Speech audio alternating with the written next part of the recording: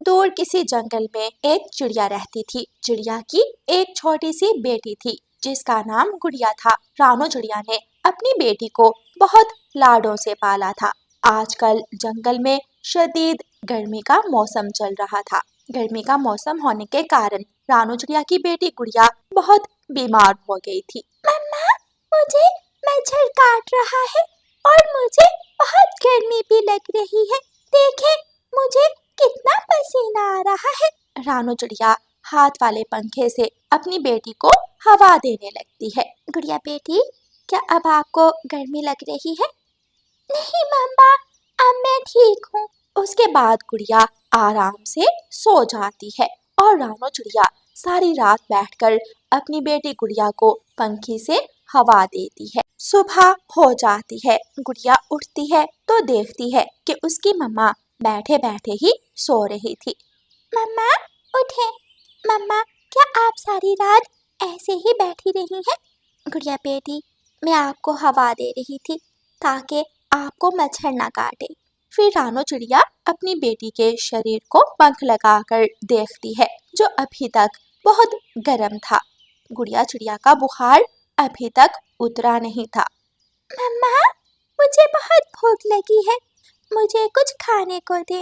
बेटी गुड़िया, मैं कल से घर से बाहर नहीं जा सकी और घर में तो कोई दाना नहीं है। मैं अभी कहीं ना कहीं से आपके लिए दाने का इंतजाम करती हूँ। ठीक है मम्मा, लेकिन आप जल्दी आना। रानो चिड़िया उड़ती हुई कौवों के घर जाती है। गौरी बहन, मेरी बेटी गुड़िया बहुत बीमार हो गई है, उसे तेज बुखार है। मैं जंगल से बाहर ज्यादा दूर नहीं जा सकती। मेहरबानी करके मुझे थोड़ा सा दाना दे दे ताकि मैं अपनी बेटी को खिला दूं। भाग जा, कोई दाना नहीं है यहाँ। अभी तो सूरज भी पूरी तरह से नहीं निकला और तू मांगने आ गई है। गौरी बहन, प्लीज मुझे कुछ दाना दे दे। मैं अपनी बेटी को ऐसे बीमार अकेले घर पर नहीं छोड़ना चाहती, वरना मैं खुद जाकर दाना ढूंढ लेती। बस बस कर तेरे बहाने, कोई दाना नहीं है यहाँ। इस जंगल में तो आए रोज कोई ना कोई भूखा पक्षी मुंह उठाकर चला आता है। ऐसा कहते हुए गौरी कवि अपने घर का दरवाजा बंद कर लेती है। रानो चिड़िया फिर से उड़ती है और तोते के घर जाती है। काफी देर तक दरवाजे पर दस्तक देने के बावजूद कोई घर से बाहर नहीं निकलता। निराश होकर रानो चिड़िया खुद ही दाना ढूंढने निकल जाती है। अब तक तो मम्मा को आ जाना चाहिए था, इतनी देर हो गई, लेकिन मम्मा अभी तक नहीं आई। क्या मुझे बाहर जाकर देखना चाहिए? गुड़िया उड़ने की कोशिश करती है, लेकिन वो गिर जाती है क्योंकि सख्त बुखार के कारण उसके शरीर में जान नहीं बची थी। उधर रानो चिड़िया दाना ढूंढते ढूंढते जंगल से काफी आगे निकल आती है। जैसे जैसे समय गुजरता है, गर्मी की शिद्दत बढ़ने लगती है, लेकिन रानो चिड़िया खाली हाथ वापस नहीं जा सकती थी। आखिरकार उसे एक पुराने कुएं के करीब कुछ अनाज पड़ा दिखाई देता है। ऐ ऊपर वाले, तेरा लाख लाख शुक्र है कि मुझे दाना मिल गया। अब बस ये दाना खाकर मेरी बेटी जल्दी से ठीक हो जाए। रानो चिड़िया वापस जाने के लिए उड़ती है, लेकिन अब तो सख्त दोपहर हो चुकी थी। तेज धूप और लंबा रास्ता। रानो चिड़िया उड़ते उड़ते थक गई थी, यहाँ तक कि उसे चक्कर आ रहे थे, लेकिन वो उड़ती रही। उड़ते उड़ते रानो चिड़िया एक पेड़ से टकरा जाती है। उसके पंख और सर पर गहरी चोट आ गई थी। ऐ ऊपर वाले, आज कैसा इम्तिहान ले रहा है मेरा। बस ये दाना मेरी बेटी तक पहुंच जाए, फिर चाहे तू मेरे प्राण ले लेना। गिरते पड़ते रानो चिड़िया आखिरकार अपने घोंसले में पहुंच जाती है। गुड़िया बेटी, ये ले, मैं आपके लिए दाना लेकर आई हूँ। लेकिन मम्मा, आपको इतनी चोटें कैसे आई? रानो चिड़िया जवाब देने से पहले ही गिर जाती है। रानो चिड़िया को बहुत ज्यादा चोट लगी थी और बाहर तेज धूप और गर्मी की वजह से वो निढाल होकर गिर गई थी। गुड़िया शोर मचाती है, कोई बचाओ, मेरी मम्मा को क्या हो गया है? कोई कोई देखो, हमारी मदद करो, मेरी मम्मा को बचाओ। थोड़ी ही देर में रानो चिड़िया की पड़ोसन गोरी कवि और हरियाली तोती वहाँ आ जाती हैं।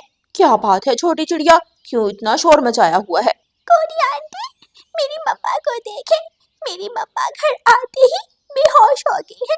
मेरी मम्मा को बुलबुल डॉक्टर के पास ले चले, देखें मेरी मम्मा को क्या हो गया है। नहीं हरियाली, अब रानो चिड़िया में जान नहीं रही। गुड़िया आप हिम्मत रखें, आपकी मम्मा अब इस दुनिया में नहीं रही। क्या? ये आप क्या कह रही हैं? गोरी आंटी, क्या आपके दिल में जरा भी खौफ नहीं आ रहा जो आप मेरी मम्मा के बारे में ऐसी बातें कर रही हैं? गोरी सच कह रही है गुड़िया, तुम्हारी मम्मा अब इस दुनिया में नहीं रही। रानो चिड़िया के पंख से लिपटकर गुड़िया चिड़िया जोर जोर से रोती है। गुड़िया के रोने से जंगल के सभी पक्षी रानो चिड़िया के घर इकट्ठे हो गए थे। क्या जरूरत थी आखिर इतनी गर्मी में बाहर जाने की? हमसे मदद मांग ली होती या पूछ लिया होता। मैंने सुबह ही न्यूज में सुना था कि आज 50 डिग्री टेम्परेचर होने वाला है, सब पक्षी सावधान रहे। वही तो मैं कह रहा हूँ कि रानू को ऐसी क्या मजबूरी आ गई अचानक जो इसे जाना पड़ गया। आप बातें बनाने के लिए खड़े हैं। जब मेरी मम्मा आपसे मदद मांगने आई थी तब आप में से किसी ने दरवाजा नहीं खोला, इसलिए मेरी मम्मा को जंगल से इतनी दूर दाना ढूंढने जाना पड़ा। मम्मा, काश मैंने आपसे दाना लाने की फरमाइश ना की होती, काश मैं आपको बाहर ना जाने देती तो आप मेरे साथ होती। सब पक्षी सर झुकाए खड़े थे क्योंकि सच में गुड़िया चिड़िया का दुख बहुत बड़ा था। कुछ दिन गुजरते हैं। रानो चिड़िया के देहांत के बाद हरियाली तोती गुड़िया को अपने घर ले आई थी और अब गुड़िया हरियाली तोती और मिठू तोते के साथ रहा करती थी। एक दिन गोरी कवि तोते के घर आती है। आखिर कब तक तुम ये बेगाना धन पालती रहोगी? मैं तो कहती हूँ किसी चिड़े पक्षी को देखकर इसे बिहा दो और अपनी जान छुड़ाओ। गौरी, तुमने सच कहा, दूसरों का बच्चा पालना बहुत मुश्किल है और गुड़िया तो हर समय बीमार ही रहती है। हर रोज इसे डॉक्टर बुलबुल से दवा लेकर देनी पड़ती है, वरना ना ये रात भर खुद सोती है और ना हमें सोने देती है। तभी तो कह रही हूँ कि अपनी जान छुड़वाओ इस छोटी चिड़िया से। तुम कहती हो तो मैं कोई पक्षी देखूं जो इसे बिहा कर ले जाए। गुड़िया चिड़िया गोरी कवि और हरियाली तोती की बातें सुन रही थी। वो उनके पास आती है। गौरी आंटी, मेरी मम्मा ने हमेशा एक अच्छी पड़ोसन होने के नाते आपकी मदद की है। वो हमेशा कहती थी कि गौरी मेरी बहुत अच्छी सहेली है, लेकिन आपकी बातें सुनकर तो लगता है कि आप मेरी मम्मा की सहेली नहीं, दुश्मन थी। और हरियाली आंटी, मैं तो आप पर बोझ बनकर नहीं आई, आप मुझे उस दिन खुद यहाँ लेकर आई थी। अगर मैं आप पर बोझ हूँ तो मैं अभी और इसी वक्त आपका घर छोड़कर चली जाती हूँ। नहीं गुड़िया बेटी, हमारा वो मतलब नहीं था। अब तुम बेटी हो, आखिरकार तुम्हें कहीं ना कहीं तो रुखसत करना ही है। नहीं, मैं आपके कहने पर किसी से शादी नहीं करूँगी। मैंने पहले अपनी मम्मा का सपना पूरा करना है और डॉक्टर बनना है। तू बनेगी डॉक्टर जो खुद हर समय बीमार रहती है। गुड़िया गौरी का जवाब दिए बिना वहाँ से चली जाती। अपने घर आकर गुड़िया जोर जोर से रोती है क्योंकि अब उसके घर में उसके सिवा कोई भी नहीं था। कोई नहीं था जो उसके नाज उठाता, उसे प्यार करता। गुड़िया चिड़िया को अपनी मम्मा की बहुत याद आती है। आज से मैं इस घर में अकेली रहूंगी, अपनी पढ़ाई करूंगी, खुद अपने लिए दाना ढूंढूंगी और अपनी मम्मा का हर सपना पूरा करूंगी ताकि कोई मुझे बोझ ना समझे। फिर गुड़िया अपनी किताबें खोलती है और पढ़ाई करने लगती है। अब गुड़िया चिड़िया अपना हर काम खुद करती, दिल लगाकर पढ़ती और अपनी सेहत का भी ख्याल रख। ऐसे ही वक्त गुजरता गया और एक दिन गुड़िया चिड़िया बड़ी डॉक्टर बन गई। आज कुछ पक्षी गुड़िया की इस कामयाबी पर बहुत खुश और कुछ बहुत हैरान भी थे। मुझे माफ कर दो गुड़िया। मैंने हमेशा तुम्हारे लिए और जब तक तुम्हारी माँ रानो जिंदा थी अपने दिल में नफरत रखी, लेकिन तुमने आज सबको दिखा दिया कि तुम एक बहादुर माँ की बहादुर बेटी हो। प्यारे दोस्तों, इस कहानी को लाइक, अपने दोस्तों के साथ शेयर और चैनल को सब्सक्राइब करना बिल्कुल मत भूलना। आपका धन्यवाद। साहब, मैं सुबह से खेत पे काम कर रही हूँ, दोपहर हो गई, मुझे भूख लगी है, मुझे रोटी दे दे। चल चल भाग जा, जाकर खेत में काम कर। मैं अपने खेत में किसी भी काम करने वाले पक्षी को दोपहर की रोटी नहीं देता। घमंडी कालू कौवा रानो चिड़िया से ऐसे कहता है। साहब, अगर मैं खाऊंगी नहीं तो काम कैसे करूंगी? भूखे पेट काम नहीं होता, मुझे खाना दे, मैं फिर ही काम करूंगी। अगर भूखे पेट काम नहीं होता तो जाओ, घर चली जाओ, मेरे पास और बहुत है काम करने वाले। कालू कौवा बहुत जालिम था। वो अपने खेत में पक्षियों से काम करवाता और उन्हें खाना भी ना देता। जब शाम होती तो उन्हें बिना भगाड़ दिए ही भेज देता। साहब, मैंने सारा दिन भूखे पेट खेत में काम किया है, अब तो शाम हो गई है, मुझे मेरी भगाड़ दें ताकि मैं अपने बच्चों का खाना लेकर घर जाऊं। कल मैं जाऊंगा मंडी सब्जियां लेकर, मंडी सब्जियां बेच कर आऊंगा तो फिर ही तुम्हें पैसे दूंगा। आज तुम ऐसे ही चली जाओ। लेकिन मैं अपने बच्चों के लिए घर क्या लेकर जाऊंगी? मेरे बच्चे भूखे सोएंगे, क्या फ़ायदा मैं सुबह से खेत में काम कर रही हूँ। इससे अच्छा था कि मैं कोई और मेहनत मजदूरी कर लेती। मम्मा, आप तो सुबह से खेत में काम करने गई थी, क्या कौवे अंकल ने आपको आपकी भगाड़ नहीं दी? नहीं बेटी, वो कौवा बहुत जालिम है। उस कौवे ने मुझे दोपहर का खाना भी नहीं दिया और शाम को मेरी मजदूरी भी मुझे नहीं दी। छोड़े मम्मा, कल से आप कालू कौवे के खेत में काम करने नहीं जाएंगी, हम कोई और काम धंधा कर लेंगे। लेकिन बेटी गुड़िया, हम क्या कर सकते हैं, हमारे पास इतने पैसे नहीं कि कोई काम धंधा शुरू कर सकें। मम्मा, आप चिंता ना करें, मैं पढ़ी लिखी हूँ, मैं सोच रही हूँ हम कुछ ना कुछ ज़रूर करेंगे। फिर दूसरे दिन रानो चिड़िया की बेटी गुड़िया चिड़िया अपनी सहेली मीना के पास जाती है और मीना से कहती है।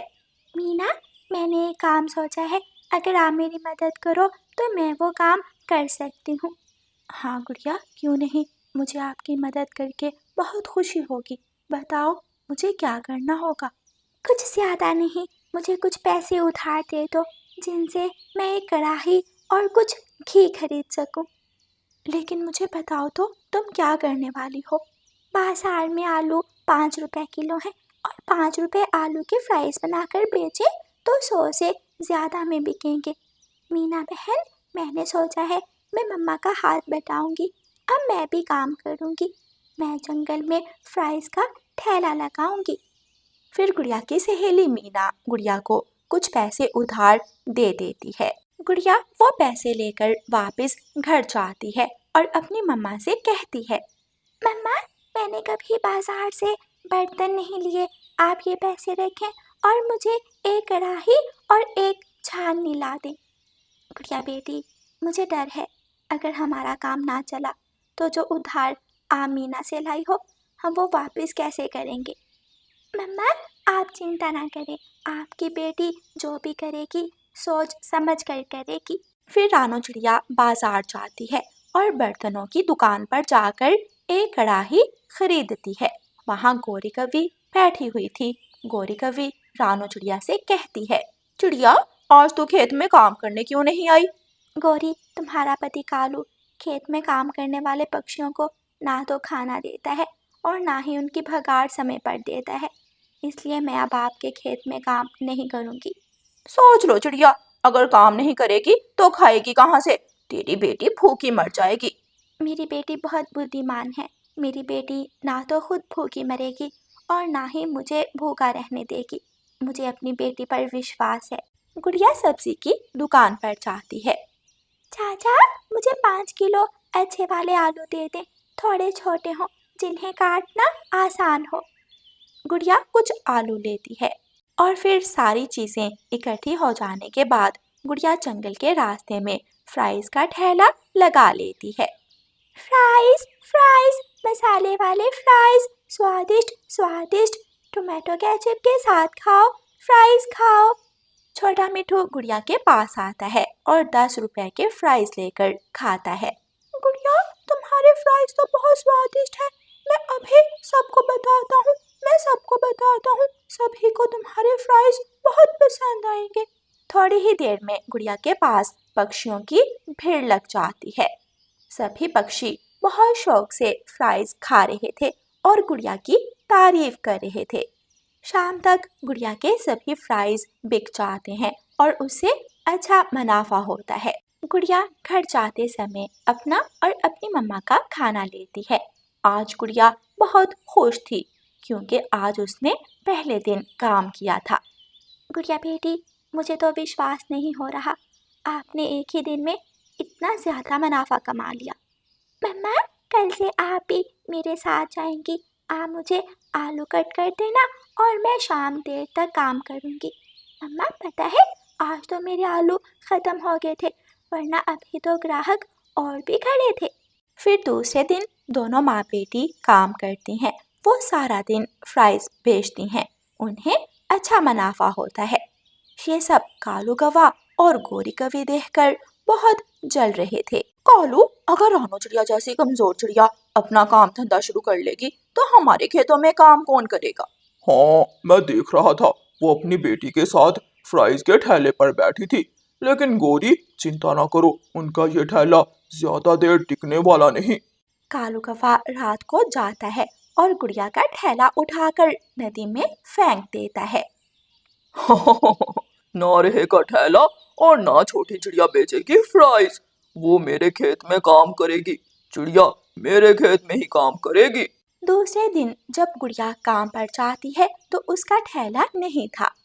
गुड़िया गुड़िया, मैं अभी नदी की तरफ गया था, तुम्हारा ठेला तो नदी में गिरा पड़ा है। किसी शरारती पक्षी ने तुम्हारा ठेला नदी में गिरा दिया। तोते अंकल, जलने वाले का मुंह काला। मेरा रास्ता कोई नहीं रोक सकता और मैं किसी भी परेशानी से नहीं घबराऊंगी। मैं अपना काम जारी रखूंगी, चाहे कोई मेरे रास्ते में कितने ही कांटे बिछाए। गुड़िया दूसरे पेड़ के नीचे कढ़ाई रखती है और फ्राइज बेचने लगती है। देखते ही देखते वहाँ भी ग्राहक इकट्ठे होने लगते हैं। ठेला नहीं तो क्या हुआ, फ्राइज तो वही है। गुड़िया, तुम इसी पेड़ के नीचे फ्राइज बेचना। जंगल के पक्षियों को तुम्हारे फ्राइज बहुत पसंद आए हैं। जी कबूतर अंकल, मेरा ठेला किसी ने नदी में फेंक दिया, लेकिन मैं अपना काम करती रहूंगी क्योंकि मुझे अपनी माँ के लिए और अपने लिए कमाई करनी है। कालू, वो चिड़िया तो बहुत चालाक निकली, उसने पेड़ के नीचे अपना ठेला लगा लिया है। अब हम क्या करें? वो ना घबराई ना परेशान हुई, उसने नई राह निकाल ली। चिंता ना करो गोरी, मेरे पास इसका उपाय भी है। मैंने कहा था वो चिड़िया हमारे खेत में काम करेगी, वो काम जरूर करेगी। उसे हमारे खेत में काम करना ही होगा। छोटी चिड़िया, उठा अपनी कड़ाही और भाग जा यहाँ से, वरना मैं तेरा सारा घी गिरा दूंगा। क्या हुआ कभी अंकल? मैंने आपका क्या नुकसान किया है? मैं तो यहाँ बैठी अपना काम धंधा कर रही हूँ। ये पेड़ मेरा है और जंगल का ये हिस्सा भी मेरा है। अगर ये फ्राइज बेचने हैं तो दूसरे जंगल जाकर बेचो। इस जंगल में मैं तुम्हें ये काम नहीं करने दूंगा। तो अंकल कवे, इसमें लड़ने की क्या बात है? मैं चली जाती हूँ, मैंने कौन सा जाने से मना किया है। गुड़िया अपनी कढ़ाई उठाती है और जंगल के दूसरे कोने में चली जाती है। गुड़िया के फ्राइज में इतना स्वाद था कि पक्षी दूर जाने को भी तैयार थे। गुड़िया बेटी, अब जिस जगह आपने फ्राइज बेचने का फैसला किया है वो तो बहुत दूर है, क्या जंगल के पक्षी वहाँ जाएंगे? क्यों नहीं मम्मा, मुझे विश्वास है सब आएंगे। जिसने भी मेरे हाथ के बने हुए फ्राइज खाए हैं वो दोबारा फ्राइज खाने जरूर आएंगे। फिर दूसरे दिन गुड़िया काम शुरू करती है। वो कौवे के खेतों से दूर चली जाती है और ऐसी जगह काम शुरू करती है जहाँ उसे कोई रोकने वाला नहीं था। दोपहर तक गुड़िया फ्राइज बनाकर बैठी रहती है और फिर दोपहर के बाद पक्षी आना शुरू होते हैं। गुड़िया के पास पक्षियों की भीड़ लग जाती है।